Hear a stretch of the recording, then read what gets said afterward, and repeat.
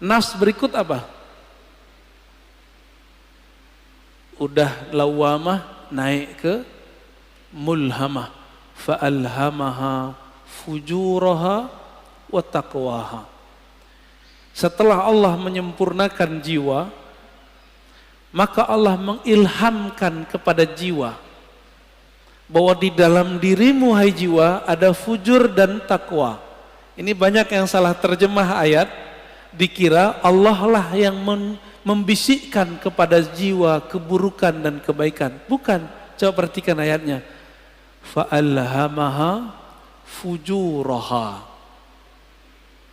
Lalu Allah mengilhamkan, memberitahukan kepada jiwa sifat buruknya ini loh, dan takwaha, sifat baik kamu ini. Bukan terjemahannya Allah lalu membisikkan supaya dia berbuat baik atau berbuat buruk, nggak begitu, ya. Ini ada fi di dalamnya. Fa'alhamaha fujuraha wa taqwaha. Ada satu riwayat yang masyhur di kitab-kitab, cuma sayang setelah diteliti Imam Suyuti, Imam Ibnu Jauzi, riwayatnya dhaif. Tapi maknanya sahih. Sesuai dengan ayat-ayat ini. Bahwa dahulu kala awal Allah menciptakan nafs jiwa. Ini riwayat didhaifkan. Emang dhaif, setelah saya teliti dhaif. Tapi riwayat ini saya masukkan ke Israiliyat. Kalau masuk ke Israiliyat kita boleh cerita. Ya. Tatkala Allah menciptakan nafs, lamma khalaqallahu nafs. Ketika Allah menciptakan jiwa, maka Allah bertanya, man ana wa man anta. Aku siapa, kamu siapa? Apa kata jiwa? Anta, anta, ana, ana. Apa kata jiwa? Ente, ente, ane, ane. Jadi yang suka ngomong gua, saya, itu sifatnya nafs. Jujur, suka nggak ngomong saya, menurut gua, seneng nggak?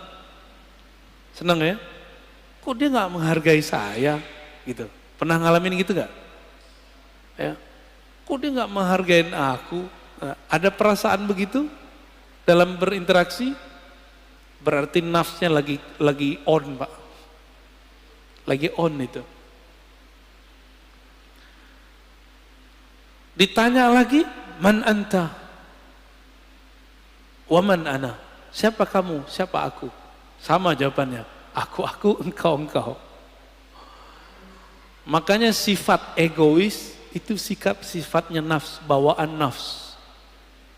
Jadi nafs ini itu dulu pernah Allah Subhanahu wa taala celupkan kepada bi'iruz zulumat, ke dalam kegelapan syahwat. Masing-masing kita punya, Pak. Walaupun soleh-soleh nih kayaknya, berjenggot, berkopiah, bergamis, bersarung, nafsu kita sama-sama jeleknya. Mau saya, mau antum sama. Ya, jadi nggak usah putus asa ya, biasa aja. Siapa tahu antum lebih mulia dari aneh, gitu. Dalam nafs. Tapi kalau udah merasa mulia, berarti nafsnya udah rusak. Nafsnya udah rusak. Baik. Lalu Allah buatlah nafs itu lapar. Dibuat lapar itu nafs. Sekian ribu tahun dia lapar. Lalu Allah bertanya lagi, Ayyatuhan nafs, man ana wa man anta. Saya siapa? Engkau siapa? Kata Allah. Barulah nafs itu merasa butuh. Apa kata nafs? Ya Rabb, anta Rabbi. Engkau adalah Rabbku, Tuhanku. Sedangkan aku adalah hambamu.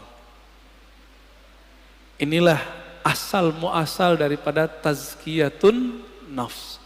Mujahadatun nafs. Jadi nafs ini hanya bisa dikekang dengan satu hal. Lapar. Gak bisa lebih, gak bisa kurang. nggak bisa lebih dari itu, nggak bisa kurang juga dari itu. Dibikin lapar dia. Jadi kalau antum merasa bahwa kok susah ngelola diri ini, puasa. Jangan hanya puasa fisik, mulai puasa yang sifatnya lebih detail. Pernahkah kita puasa gadget? Pernahkah kita puasa ngomong yang buruk-buruk? Jangan puasa ngomong nggak ngomong sama sekali. Puasa tidak ngomongin orang, bisa nggak? Pernahkah kita puasa tidak memikirkan dunia? Syekh Abdullah Faiz Ad-Daghestani An-Naqsyabandi itu kalau beliau terpikir dunia, beliau tobat mandi wajib. Mandi tobat. Ada orang begitu, Pak. Kalau kita baru bangun tidur ingat dunia nggak? Nyari handphone. Bener. Antum bangun tidur nggak nyebut nama Allah. Allah cemburu. Untung masih dikasih nyawa bangun subuh. Alhamdulillahirabbil alamin. Baik. Itu an-nafs al-mulhamah. Allah ngasih tahu kepada jiwa di dalamnya ada fujur, kekejian, kehinaan, syahwat yang meledak-meledak, dan juga ada taqwaha, ada nilai baiknya. Maka sampai nanti, sampai kita mati, ini gak akan selesai. Walaupun sudah naik jadi nafsu mutmainnah. Maka jangan pernah merasa aman dari diri kita. Saya gak pernah merasa diri saya aman. Apalagi udah sok-sok suci, doain orang lupa doain diri sendiri. Aku doakan kalian husnul khotimah, dia lupa sama dirinya sendiri. Baru tobat dari musik, udah sok menggurui orang lain. Dia belum tobat daripada egonya. Baru hijrah beberapa bulan, udah berani menggurui orang lain. Lupa menggurui dirinya. Lalu melihat orang lain yang melakukan hal masa lalu dia dengan pandangan hina. Kita agak sedih dengan orang-orang begini, ya. Sedih dengan diri kita sendiri. Kok kita mau juga nonton orang begitu? Ya. Baik. Inilah gerbang mulhamah. Jika dia sudah mengenal sisi buruknya dan juga mengenal sisi baiknya. Kira-kira kalau orang berakal ngikutin yang mana? Karena dia sudah tahu di dalam dirinya ada sisi buruk, dia tidak menyesali putus asa kalau terjebak pada maksiat. Emang dari sononya udah begitu, fa'alhamaha fujuraha wa taqwaha. Memang karakternya nafs ini begitu. Dia mengikuti yang rendah-rendah, fujur. Ada yang halal, maunya yang haram. Emang begitu kita. Maka Bapak Saudara makan Allah, kalau kita sudah tahu, coba lihat filosofinya. Kenapa Allah tidak pertama kali mengatakan fa'alhamaha taqwaha wa fujuraha. Tapi yang dimulai apa? Fujur dulu baru taqwa. Walaupun secara bahasa Arab wow itu artinya setara, tapi secara makna apa kata Imam Syafi'i? Ibda bima bada'ahu Allah. Imam Syafi'i itu kalau ketemu ayat susunan, maka beliau mengatakan mulailah memperhatikan dari mana Allah memulai. Itulah rahasianya. Bahwa orang itu pasti muncul dulu fujurnya, kekejiannya. Jangan-jangan saya lebih keji daripada antum kan? Kan nggak tahu juga.